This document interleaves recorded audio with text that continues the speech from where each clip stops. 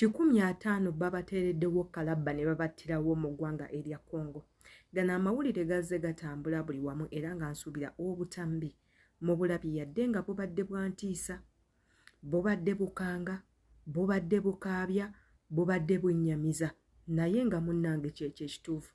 Bulijjo ebyokuteeka kalabba twali tumanyi nti byasigalira mu nsi z'Abawarabu, ate n'ekikwewuunyisa nti mu nsi z'Abawarabu akalabba bakusobola okuteekako omuntu omu olunaku, naye e Congo baddidde abaana 15 omulundi gumu ne babateeka kalabba, n'abalala 15 omulundi gumu ne babateeka kalabba, abalala ne babagamba bagenda kuba babateeka kalabba olunaku olw'enkya. Yenze Sheila Adita, subscribing ku YouTube channel yange, kwata ku notification bell nga buli video yonna gye nteekayo ekutuukako bulungi, commenting nga tumanye endowooza yo ku butambi nga bwe buti. Nkuleetedde ekyekango ekiri mu ggwanga eritunaanye erya Congo. Bw'oba gw'obadde Munnayuganda ng'okyakaaba bannange Museveni, bannange Museveni, bannange Museveni kino, bannange Museveni kino, gendako e Congo. Muli abakulembeze abatatya. Mu Africa tulina abakulembeze abatatya.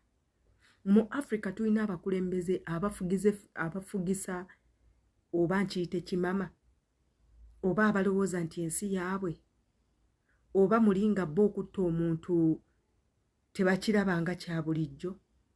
Kale kinnemye okutegeera Africa engeri ffe gye tutwalamu obukulembeze, bo obukulembeze obwabwe bwakuyiwa musaayi. Kati nno bayiwa omusaayi nga batta balabe, wabula bayiwa musaayi kwabo abali mu bawakanya nti bannange kino tetukyagala, twagala kino. Gw'olowooza okirowoozaako ki? Kakuterewo obutambi bw'abamu ku Bafirika abavumaganye, abeevumye oba abawakanyizza ekikolwa kino, ate era tubeere nga tukomawo.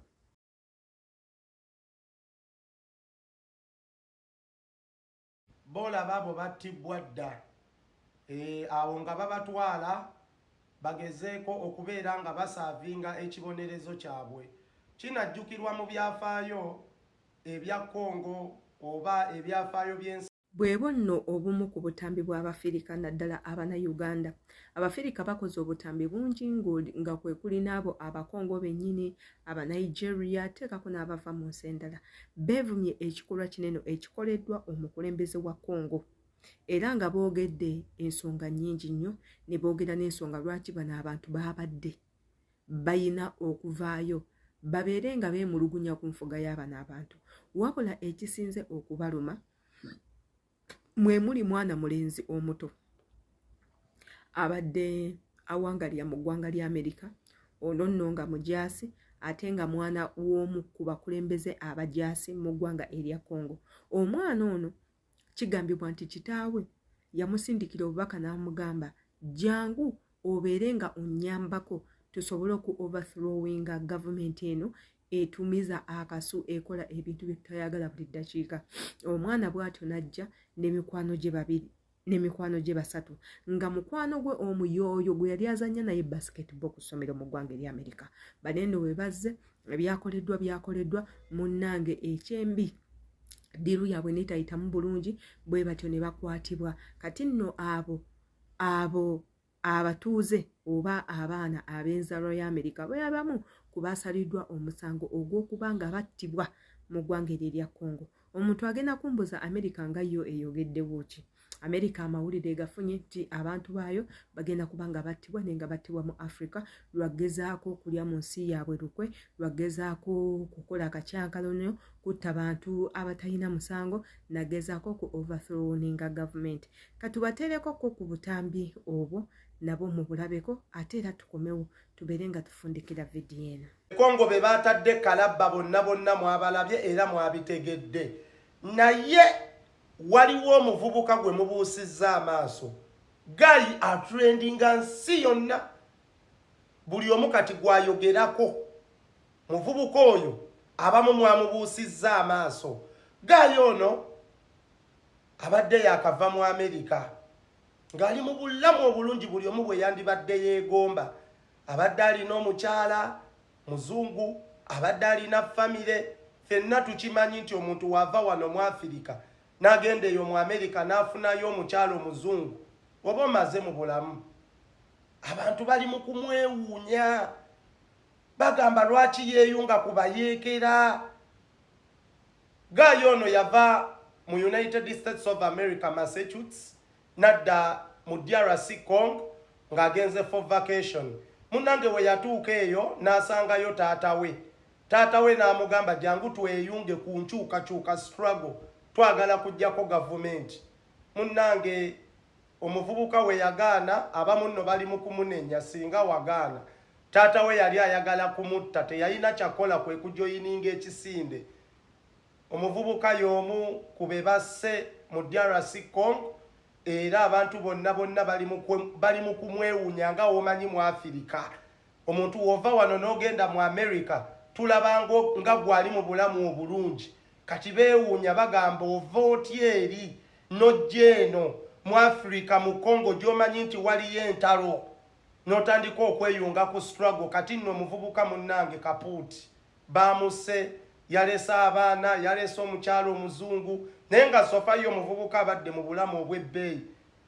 Si abantu bonna ensi yonna emwogerako okusinga bano abalala be basse. Gaye abadde alabika bulungi, abadde afaanana bulungi, ne munnange struggle bweto bwe yamututte. Era pulezidenti ow'e Congo yasalawo n'agamba nti abantu abo babatte kuba nabo balina abantu be batta. Imagine Guy ye teyatta ku muntu, akomyewo mu vacation nga abantu abalala, agudde mu mbizi abali ma nemya ye. Guy bamuse ne bamulesa famire. Inna lillahi wa inna ilaihi rajiuna. Kinajjikirwa okuba nti amagye ga UPDF ge gagezaako okutebenkeza, amagye ga Uganda ge gagezaako okutebenkeza embeera mu Congo, naye nga Congo kyo kitokota bw'ogezaako okujjonkera gavumenti. Bannayuganda bannange, ekiri ku mulirwana e Congo kisa kinegula. Omusajja yatadde abaana 17 ku kalabba. Omusajja yatadde abaana 17 ku kalabba. Bannange, nze kino mbadde sirabanga. Nze mbadde nfuna bino bya mawanga ga Buwalabu nti ate batadde omuntu kalabba nga bataddeko omu. Naye omusajja yakutte abaana 17 nga kuliko Abamerika 3 n'abateeka kalabba n'abatta. N'abateeka kalabba n'abatta ne batandika okusomba emiramu nga giri mu keesi awo. Imagine. Bavuuka bannanga ab'e Uganda, tunoonya akasente, ebyobufuzi tubyogereko bwogezi, naye omuntu yenna alina agamba nti tugende tukole ambush oba tukole attempt zonna ez'okuwamba obuyinza. Muganda wange wekigaana tuyinza okukubika. Omusajja yassa abaana 17, 170 guys nga bonna bali 18 and below. 18 and below, abaana 17, abavubuka, abantu abamu balina obuyinza. Nze mpula n'okukankana wendabye zino video. Mukama Katonda abagumye, sibamanyi naye Mukama Katonda abagumye. Ladies and gentlemen, we've just landed at Entebbe International Airport and Uganda Airlines welcomes you to Kampala, Uganda. Our local time is 7:40 a.m. and the temperature is 20 degrees Celsius. To all our passengers on board, obutambi obulabye naye ekyebuuzibwa obulowoozaako ki? Abantu bano ekintu kye bakoze kituufu? Yadde kobeere ng'oli mukulembeze, kobeere ng'olina amaanyi ag'enkanabwa okutta abantu bonna bannange, si mawulire malungi. Yandibakutte n'abateeka mu kkomera. I think it would have been better than killing them. Bakwate bateeke mu kkomera obasibe ebbanga lyonna lyoyagala than okubateeka kalabba n'obatta. Ekisooka baana bato. ekyokubiri abamu bayinza okuba nga balimbiddwa kati ng'ono omuvubuka abadde mu America nga balimbiddwa ne bajja bakole, abalala nga babawadde ssente, abalala nga balina ebibaluma nga ffe bwe tubeera mu ggwanga erya Uganda ne tugamba nti naffe katweteeke ku muyoolero tugezeeko okukyusa obukulembeze olw'ensonga ezimu oba endala, nti bannange tetulina malwaliro, bannange abantu bayitiridde obbateeka mukomera, bannange okuttibwa kuyitidde. Ebintu ebyo ebikusikiriza okugamba mazima ddala tukyuseemu. Ebintu ebyo ebikujja mu ntegeerayo n'ogenda mu ntegeera endala n'otandika okutegeera ne bannaabalala n'ogamba nno nze kambeere ku sayidi eno kuba ndowooza sayidi eno yeriko amazima, nti oba nze kansigale ku gavumenti olw'ensonga nze President Museveni ndaba ye mutuufu, nti nze kangoberera abannuupu olw'ensonga bannuupu bye boogerako bye binnuma ate nga nange njagala kola ki kukyusa mbeera. Ebintu ebyo byonna kati wano weefundikira nga ngamba mmwe mwenna abayingira mu nsonga zino eza politics mubeere beegendereza. Abasajja bano Abafirika they are angry, very very angry. They are angry, they are hungry for power. Banyiivu ate bayala eri obukulembeze, basobola okukola buli kimu. Ekyo ekyokulowooza nti nno katugende twekubemu akabinja tumuggyeko nga bo si kye bateekateeka, tebaagala na kukiwulira, bagenda kubattira